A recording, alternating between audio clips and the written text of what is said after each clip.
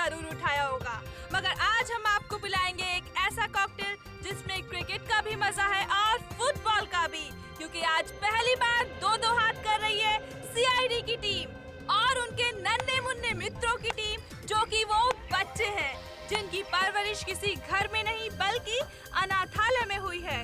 तो चलिए सीधे ले चलते हैं आपको मैच के आंखों देखे हाल की ओर। बॉल यहाँ है सीआईडी के घातक गेंदबाज देखना एसीपी अंकल, अब मैं आपकी इस बॉल पे सीधा चौका मारूंगा। अच्छा, बैट्समैन की गेंदबाज को मैं चुनौती। इतना खराब बॉलर भी नहीं हूँ, समझे? देखना तुम्हें आउट कर देता हूँ क्या नहीं। ऑल द बेस्ट बेटा। Thank you sir. गेंदबाज यहाँ अपनी फील्ड प्लेसमेंट चेक करते हुए।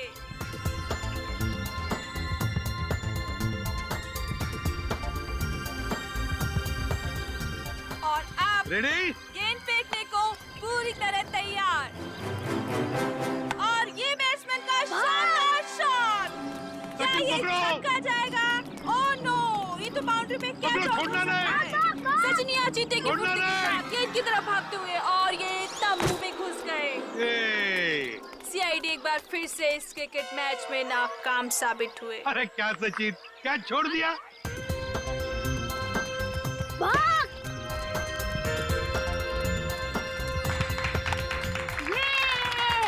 अरे देखा अंकल, हमने कहा था ना कि हम आपकी सीआईडी टीम को क्रिकेट मैच में हरा देंगे। ये तो पता था कि तुम लोग जीतने वाले हो। चलो चलो चलो सब लोग चलो। अंकल, मुझे तो सबसे बड़ा क्रिकेटर बनना है। देखो बेटा, जिंदगी में खूब मेहनत करना। अगर मेहनत करोगे तो सब कुछ बन सकते हो, जो चाहते हो बन सकते हो, लेकिन मेहनत जरूरी है ना? अच्छा अंकल, अब दोबारा हमारे साथ खेलने कब आओगे? बहुत जल्दी आएंगे और सबको लेकर आएंगे। हाँ? ओके, चलो चलो खा लो। आप निकाल के पियो, ओके? चलो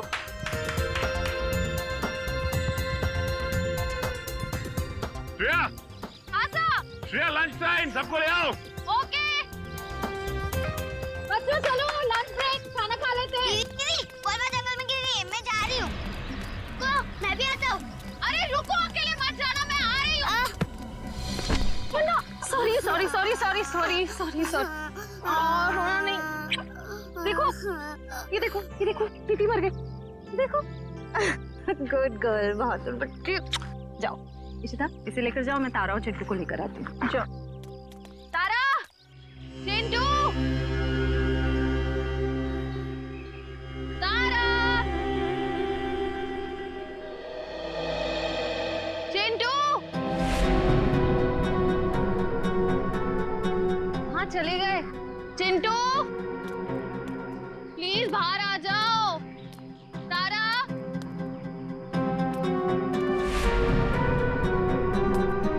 चिंटू, तारा।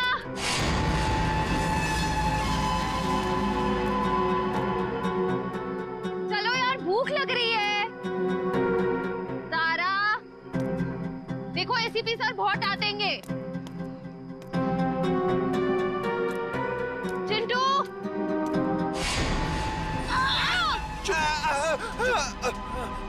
चिंटू,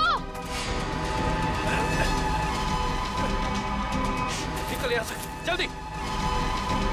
चिंटू।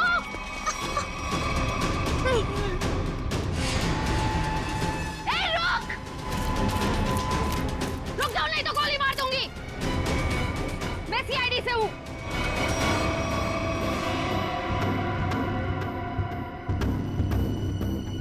छोड़ दो बच्चों को, नीचे उतारो, नीचे उतार। छोड़ दे।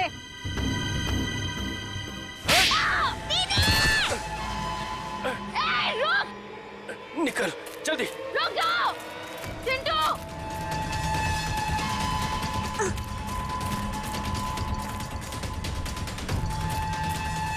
बचाओ दीदी, बचाओ, चुप। बचाओ दीदी। छोड़ दो बच्चों को, नहीं तो मैं तुम दोनों को नहीं छोड़ूंगी। रास्ता छोड़ हमारा। उतारो नीचे। तारा, चिंटू, भागो यहाँ से। हम आपके अकेले जगह नहीं भागेंगे।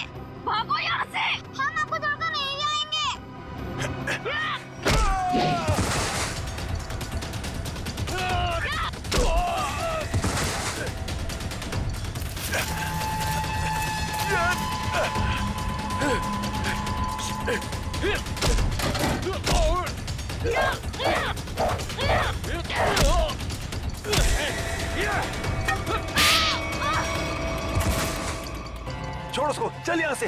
हाँ, चल, निकल, जल्दी, जल्दी कर।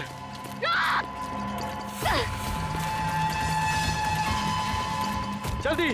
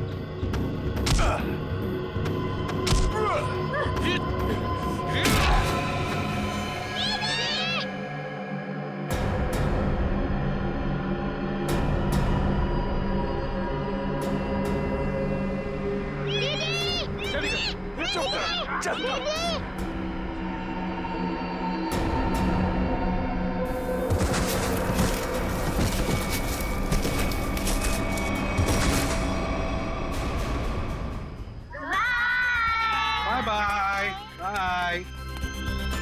नमस्ते। बाय। हाँ? चिंटू और तारा नहीं दिख रहे।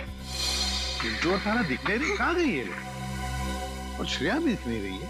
सर, हाँ? श्रेया मैम जंगल में बॉल ढूंढने के लिए गई हैं, लेकिन अब कहीं नजर नहीं आ रही। इतनी देर तक? काम करते हैं, जंगल में घुसते हैं। हाँ?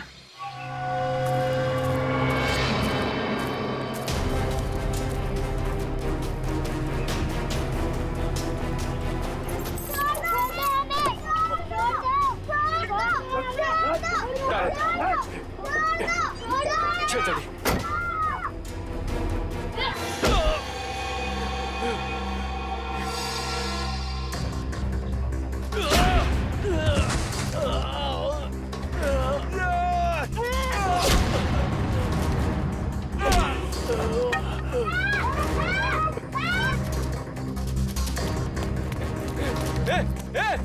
बैग बैग क्या कर रही है? बैग बैग छोड़, निकल यहाँ से। चल जल्दी कर, चल।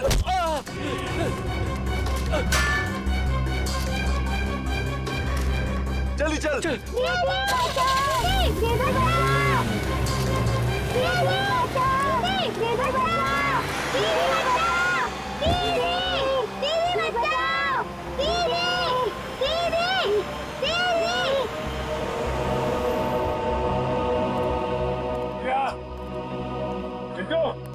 श्रेया, तारा, श्रेया, चिंटू, श्रेया, चिंटू, सर, हाँ? देने के सर। क्या सच? सर यहाँ पे खून की बूंदें पड़ी हुई।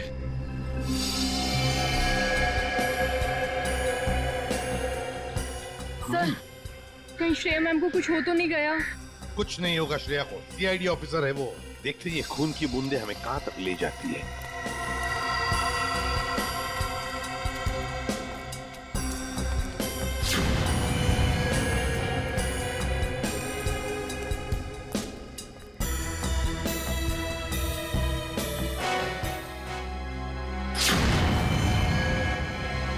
सर वो रही श्रेया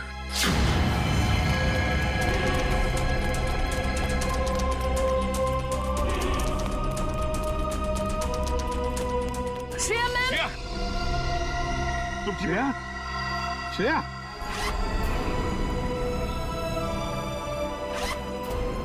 श्रेया, श्रेया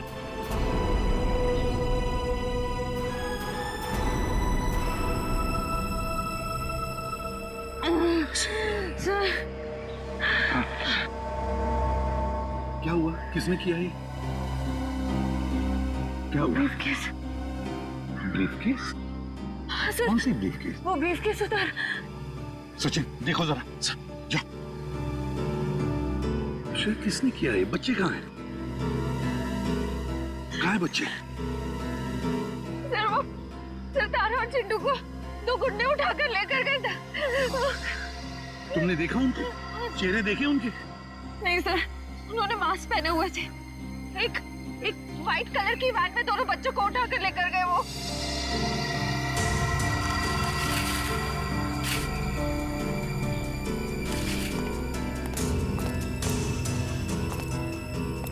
अच्छा, वैन का नंबर तो देखा है? नहीं सर, नंबर प्लेट नहीं थी, मगर राइट साइड की टेल लाइट टूटी हुई थी सर।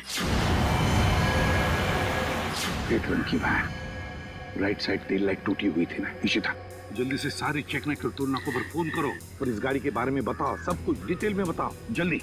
हाँ, सर मैं दोनों बच्चों को बचा नहीं पाई।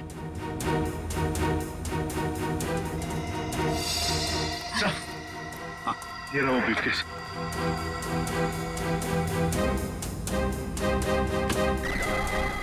My God!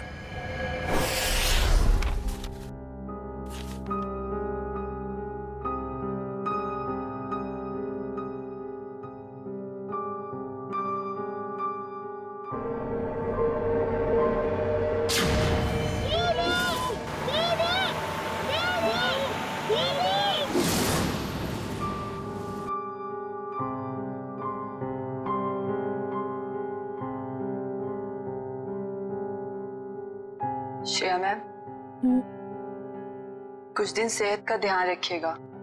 सर पर भी काफी जख्म आया है। ये जख्म तो भर जाएंगे तेरे। बच्चों को भी गुंडों से बचा नहीं पाए। इस बोझ को मैं कभी झेल नहीं पाऊंगी। श्रेया, क्या कर रही हो तुम? ऐसा मत सोचो, उन बच्चों को हम बहुत जल्द ढूंढ निकालेंगे। और फिर तुमने वो ब्रीफकेस छीन लिया हाथ से उसके। एक बार डॉक्टर साड़ू के उस ब्रीफकेस से कोई सॉलिड सबूत निकाल लें, उन बच्चों तक हम बहुत जल्दी पहुंच जाएंगे। डॉक्टर साहब, कुछ मिला क्या?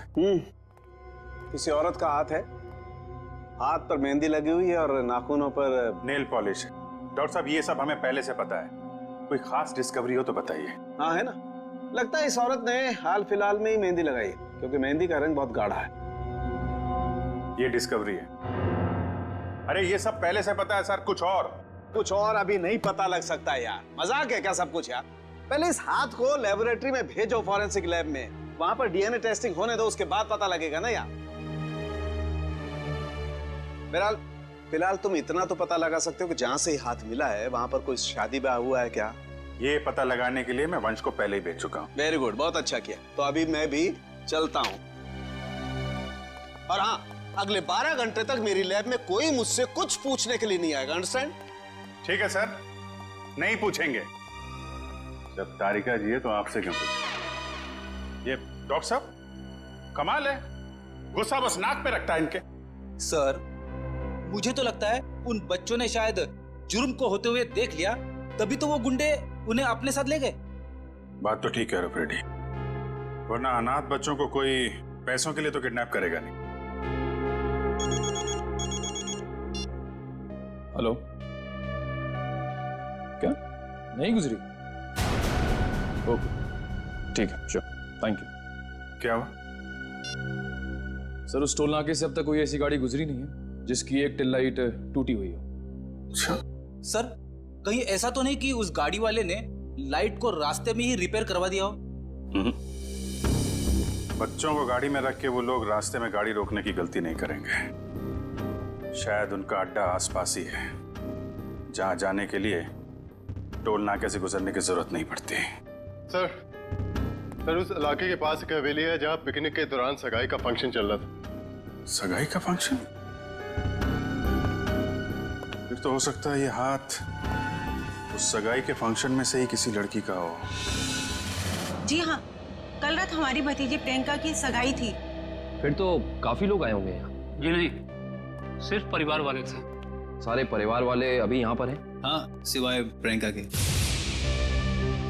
आप? मैं प्रियंका का मंगेतर डॉक्टर रमन। रमन जी, प्रियंका क्यों नहीं है? वो दीदी इस वक्त अपने कमरे में सो रही हैं। देखिए, हमारा उनसे मिलना बहुत जरूरी है। पर बात क्या? रमन जी, आप हमें सिर्फ उनका कमरा दिखा दीजिए प्लीज। आइए, चलिए।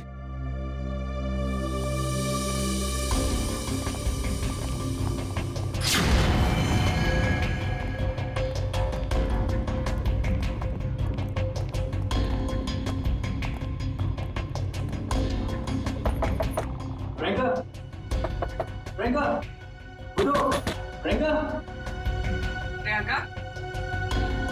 एक काम करिए, इस कमरे की डुप्लीकेट चाबी लेकर आइए। प्रियंका रोज इतनी देर तक सोती है? दोपहर का 1 बज रहा है। नहीं, वैसे तो जल्दी उठ जाती है। शायद सगाई की थकावट होगी इसलिए नहीं उठी है वो। लीजिए।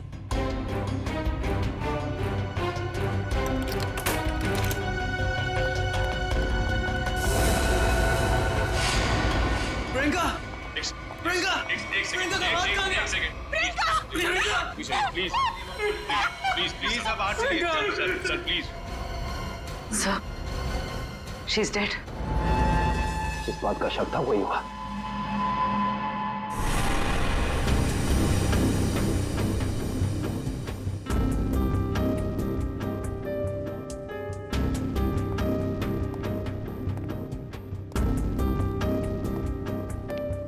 सर, खून सिर्फ इस बेड पर है, कमरे में और कहीं नहीं। और सर, कमरे का सामान भी बिखरा हुआ नहीं। सर, इसका मतलब जब प्रियंका सो रही थी तभी खूनी ने उसका हाथ काटा। पर जब इसका हाथ काटा होगा तो ये चिल्लाई तो होगी ना? चिल्लाती कैसे निखिल? उसकी गर्दन के निशान साफ बता रहे हैं कि खूनी ने पहले गला दबाकर उसकी जान ली और फिर उसका हाथ काटा। पर अगर खूनी ने प्रियंका को मार ही डाला था, फिर उसका हाथ क्यों काटा? और हाथ काट के उसे ब्रीफकेस में क्यों लेके जा रहा था? एक काम करते, इस कमरे की सही से तलाशी लेते।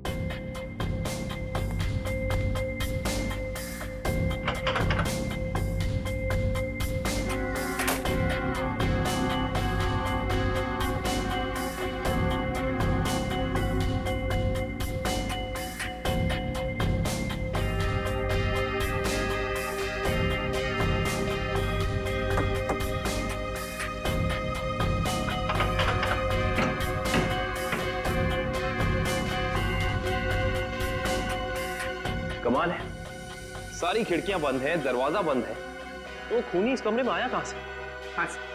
और कोई खुफिया रास्ता भी नहीं है यहाँ पर। बाथरूम की खिड़की इतनी छोटी है कि कोई इंसान उसमें से अंदर आ ही नहीं सकता। इसका मतलब खूनी जो कोई भी है वो अंदर का ही है। वो चुपचाप दबे पांव कमरे में आया, खून किया, फिर आराम से चला गया। आज ही मैंने उसे अपने क्लिनिक से कई बार फोन किया, पर उसने फोन पिक नहीं किया। मुझे उसी समय समझ आना चाहिए था। नियति को कौन बदल सकता है? किसी का खून होना नियति की बात नहीं, बल्कि जुर्म होता है। अब ये बताइए कि इस कमरे में सगाई के बाद प्रियंका से मिलने कौन कौन आया था?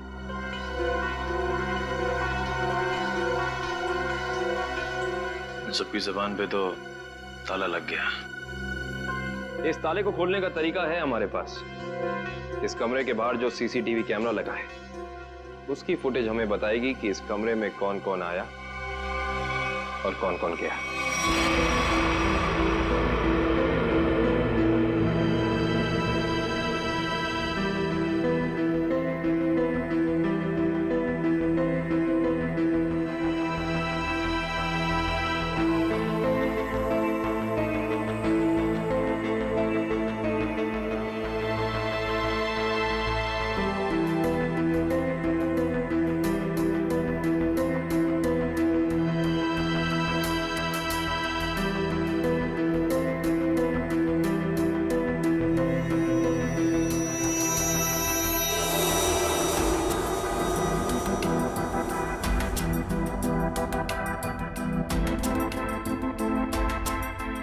थोड़ा फॉरवर्ड करना पूरी।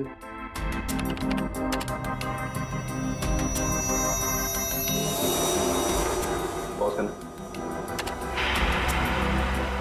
ये आदमी प्रियंका के कमरे में बहुत सारा गिफ्ट लेके गया, लेकिन 1 मिनट में वापस आ गया। हाँ, निखिल एक काम करो, घर वालों को अंदर लेकर आओ। अब लोग प्लीज थोड़ा अंदर आइए।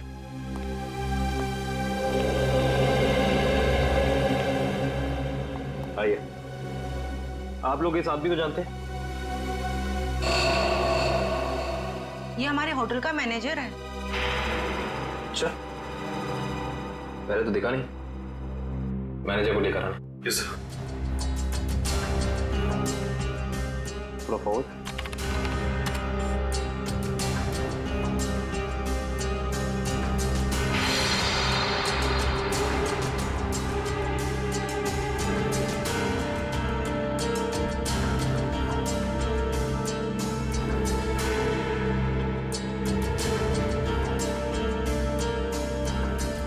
वो भी थोड़ा फॉरवर्ड कर।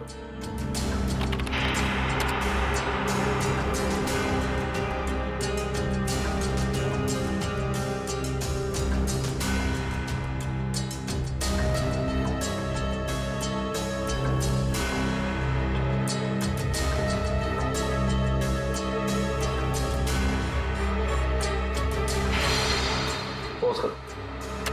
बस है। सर ये लड़की 1:30 बजे कमरे के अंदर गई और 2 घंटे के बाद बाहर निकली। इस लड़की को देखा आपने? ये कौन है?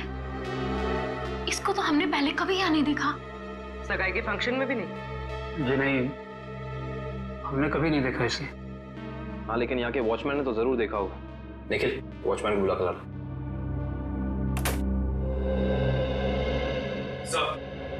सब जगह देख लिया मगर मैनेजर कहीं मिला नहीं सर। मिला नहीं? सुबह तो यही था, शायद मार्केट गया होगा सब्जी लेने के लिए। कमाल है, पहली बार सुन रहा हूँ कि इतने बड़े होटल का मैनेजर बाहर सब्जी लेने जाता है। ये इस होटल के वॉचमैन, मेरा नाम है रिंकू।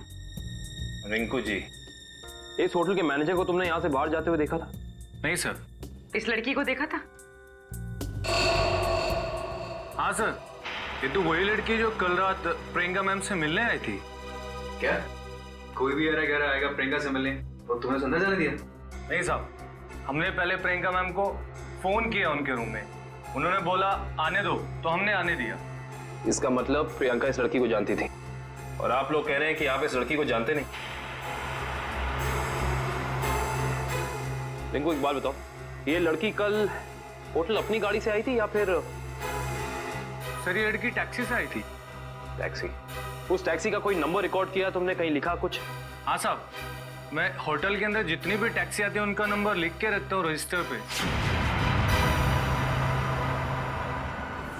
ये फोटो ध्यान से देखो, ये लड़की कल रात तुम्हारी टैक्सी में बैठी थी। आप लोग कौन? हम लोग सीआईडी से। सीआईडी साहब, मुझे तो इस पे पहले से ही शक था कि लड़की में कोई गड़बड़ है। क्यों, क्या हुआ? ये लड़की 1 बजे रात को अकेली हमारी टैक्सी में आके बैठ गई और कहने लगी मुझे कुंदन नगर हवेली पे छोड़ दो। अच्छा, फिर क्या, मैंने उसे कह दिया कि वापसी के भी भाड़े देने पड़ेंगे और वह तैयार हो गई। क्यों? मान तो गई, लेकिन हवेली पे जाने के बाद उसने कहा कि थोड़ी देर इंतजार करना पड़ेगा और 2 घंटे लगा दिए और 2 घंटे के बाद उधर से वो दौड़ती हुई चली आई और मुझे कहा कि चलो। मैंने पूछा कहाँ, तो बोली कलानगर म्यूजियम पे। कलानगर म्यूजियम? सर इतनी रात को तो ये म्यूजियम बंद रहता है ना? हाँ सर, मैंने यही उनसे पूछा, पर उन्होंने कहा तुम अपने काम से काम रखो। काम से काम तो अब सीआईडी रखेगी। कलानगर म्यूजियम।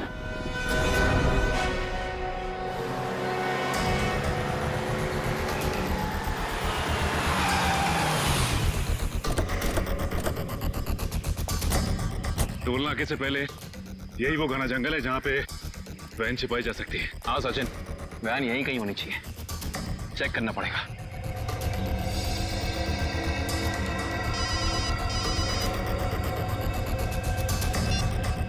कितनी बार कहा है तुम लोगों को कि कोई गलती नहीं होनी चाहिए, मगर तुम सब लोग निकम्मे हो, निकम्मे। बॉस, हमारी तरफ से तो सब सही जा रहा था, पता नहीं ये बच्चे अचानक कहां से आ गए। हमें कुछ समझ में नहीं आया, इसलिए हम बच्चों को उठाकर हमारे साथ में ले आए। तो अब मुझसे क्या चाहते हो? उन बच्चों को अपनी पीठ पर बिठाकर घोड़ा घोड़ा खेलूं? एक काम करो, आग लगा दो उस वैन को।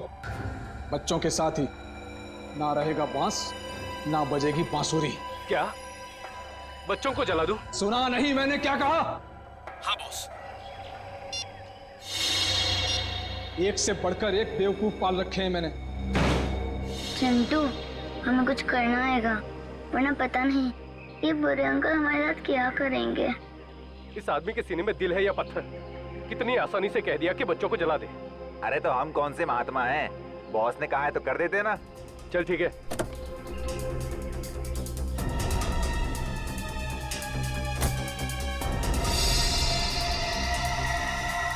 ए जल्दी करना। अरे रुकना, हलवा है क्या? कर रहा हूँ ना। ये ले पकड़। चल जल्दी से डाल।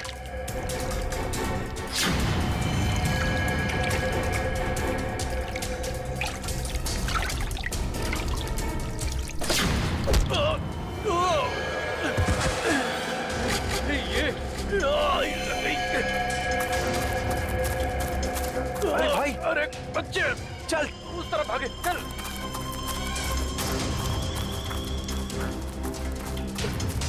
जल्दी कर, कहाँ गए? जा उधर देख।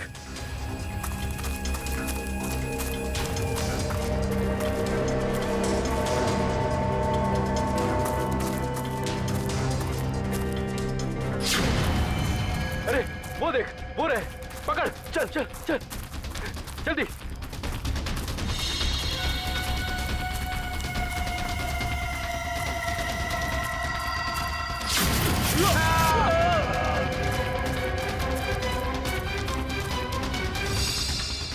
पूरे हाँ, चल चल।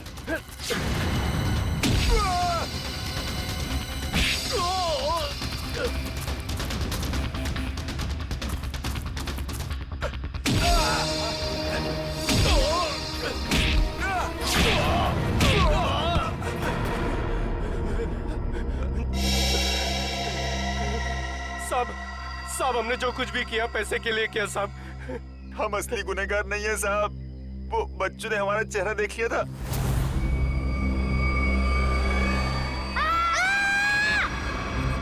इसलिए हम उन्हें अपने साथ उठा लाए।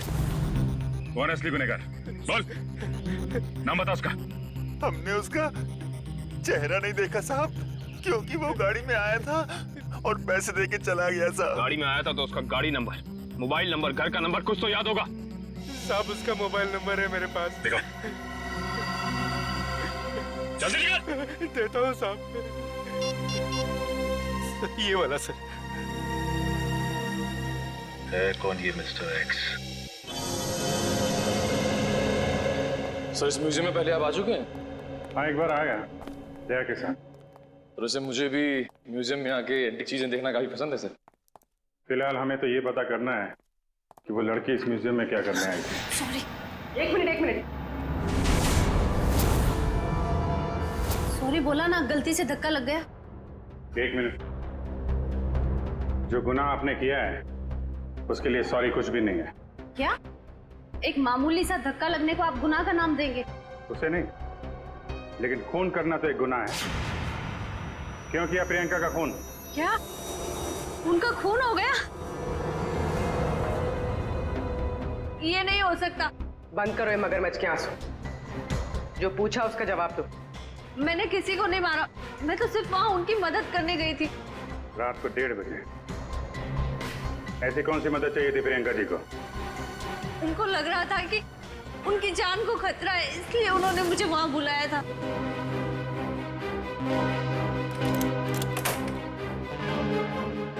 थैंक गॉड तुम आ गई। मगर हुआ क्या? इतनी रात गए बुलाया, क्या हुआ? कुछ तो बताओ, क्या हुआ? तुम इतनी टेंस क्यों नजर आ रही हो? मेरी जान को खतरा है। क्या? मगर किससे? ये सब बातें करने का बिल्कुल वक्त नहीं है। ये बताओ, जो सामान मैंने तुमसे मंगवाया था तुम लेकर आई हो, अब फटाफट मेरे लेफ्ट हैंड का प्रिंट ले लो। Do it fast.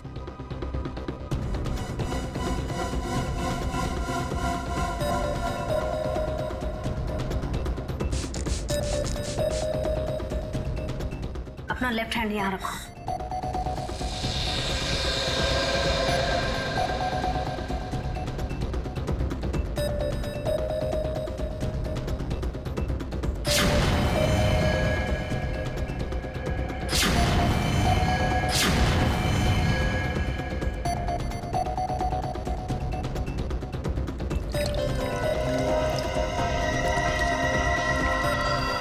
देखो, अभी तक तुमने मेरी बहुत मदद की है। मेरा एक और काम कर दोगी प्लीज?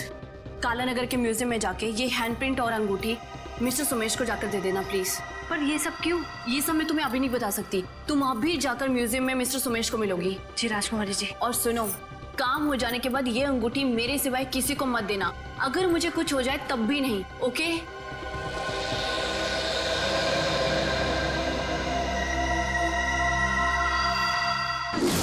तो उन्होंने अपने हाथ का इम्प्रिंट बनवाया और उसे म्यूजियम के मैनेजर सोमेश को देने को कहा। जी।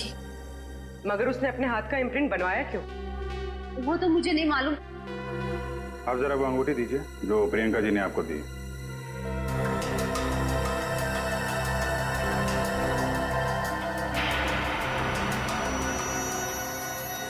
ये तो काफी अनमोल लगती है। सर, ये अंगूठी, वो कटा हुआ हाथ, ये म्यूजियम, सर कुछ समझ में नहीं आ रहा है। इसका जवाब तो अभी ये मैनेजर सोमेश जी देंगे। देख, ये क्या कर रहा है? देख रहेगा। हमें मालूम है ये तूने किसी के कहने पे किया है, और वो कौन है वो तो हम पता लगा ही लेंगे। इसलिए तेरा जिंदा रहना कुछ जरूरी नहीं है। तो ऊपर चला जाएगा तो धरती से एक पापी कम हो जाएगा। बोल क्या करना है, बताते हैं? मुझे नहीं पता, नहीं पता मुझे। बता दो।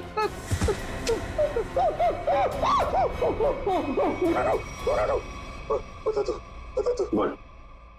मुझे 10 लाख रुपए दिए थे उसने। 10 लाख रुपए? आजा भाई। 10 लाख रुपए का चक्कर है। चल, पैसे कहाँ हैं? पैसे दिखा। हाँ, अंदर है। निकाल। लाता हूं। सर, नुस्खा काम आ गया।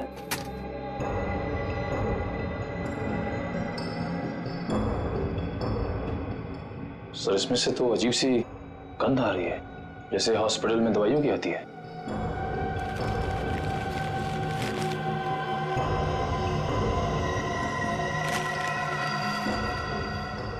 मुख में से नहीं है, अखबार में से आ रही है। एक मिनट सर, इस पे कुछ नंबर लिखा हुआ है। 82184। तो घर का एड्रेस लिखा है। दवाई की स्मेल और ये घर का एड्रेस। अब समझ में आया वो पर्ची दी किसने थी। कितनी बार उसे समझाया कि हमारा अभी मिलना ठीक नहीं है, लेकिन फिर भी पता नहीं वो क्यों मुझसे मिलना चाहता है। This better be important. Yes, it is important. मेरा तुमसे मिलना बहुत जरूरी, क्योंकि मुझे मेरा पैसा चाहिए अभी। कैसा पैसा? पैसा कैसा होता है अभी ये भी तुम्हें समझाना पड़ेगा। जब प्लान ही फेल हो गया तो पैसे का तो सवाल ही नहीं उठता। तुम्हारी गलतियों का खामियाजा मैं क्यों भुगतूं? प्रियंका से शादी करने के बाद वो वैसे भी करोड़पति बनने वाला था, और तुमने मुझे गलत राह पे चलाया, और इसकी सजा तुम्हें भुगतनी होगी। देखो, मैं तुम्हारा दुख समझ सकता हूं, लेकिन जब लॉटरी लगी नहीं तो इनाम बांटने का सवाल कहां से उठता है? लॉटरी तो लगी है, सीआईडी वाली। सीआईडी? और इनाम भी बहुत जबरदस्त मिलेगा अंकल जी। रमन, तुमने सीआईडी को बुलाया है? जब पार्टनरशिप की है तो जेल अकेले कैसे जाता? क्या मतलब? मतलब मैं समझाता हूं। जब हमें होटल के मैनेजर के घर से न्यूज़पेपर में इस डॉक्टर के क्लिनिक का एड्रेस मिला तो हम समझ गए थे कि प्रियंका के मर्डर में पहला मोहरा ये डॉक्टर है। मगर हमें पता चल गया था कि इस डॉक्टर में इतनी हिम्मत नहीं कि किसी का खून कर सके। तब हमने एक प्लान बनाया।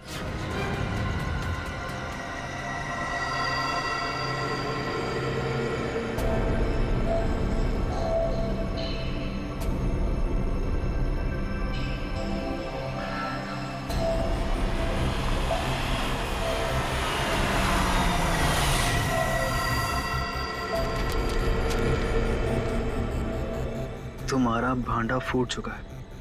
अपनी भलाई चाहते हो तो मुझसे मिलने आओ, वरना सीआईडी को सब बता दूंगा। आज तुझे अपने इस धोखे की कीमत चुकानी होगी, अपनी जान देकर।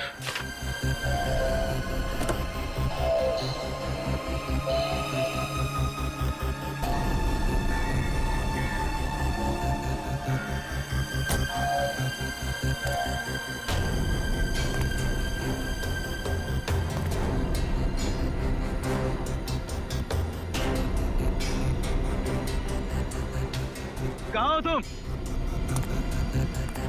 अब चूहे की तरह बिल में छिपके क्या बैठ गए हो? लो मैं आ गया। क्या हुआ? डर गए क्या? अब डरने की बारी तुम्हारी है।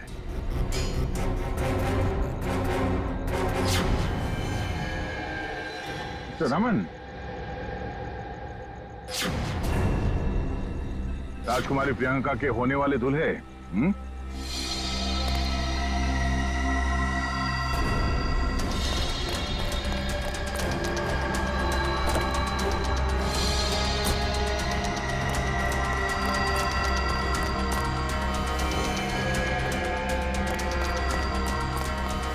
बहुत बड़ा धक्का लगा। हम यहाँ पे देख रहे हैं।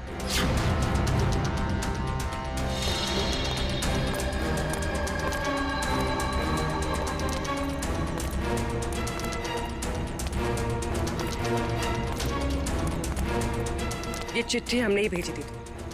अपनी होने वाली दुल्हन का खून किया तुमने, हिसाब तो देना पड़ेगा।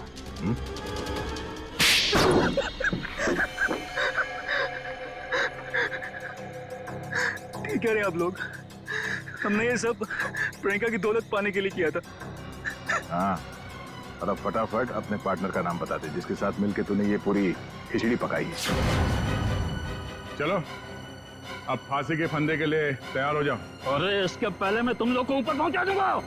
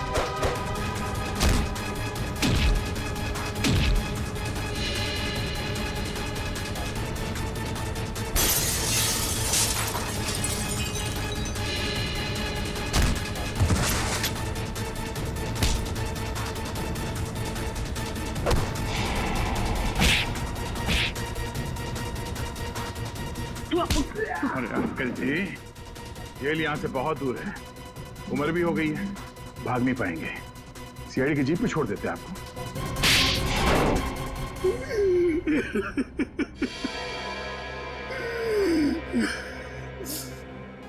कहने को तो प्रियंका मेरी भतीजी थी, लेकिन भाई साहब की मौत के बाद मैंने ही प्रियंका को पाल पोस कर बड़ा किया।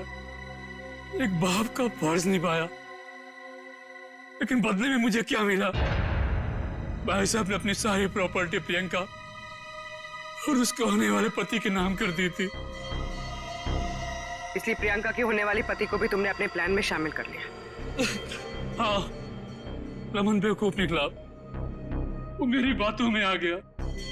पर्दे के पीछे रहकर मैंने सारे गुनाह इसी से करवाए, गुंडों को पैसे देने से लेकर खिड़की खुले रखने और हाथ काटने तक। मगर प्रियंका को भनक लग गई थी कि उसकी जान को खतरा है, इसीलिए उसने अपना पासवर्ड चेंज कर लिया और तुम लोगों के प्लान पे पानी फेर दिया। क्यों?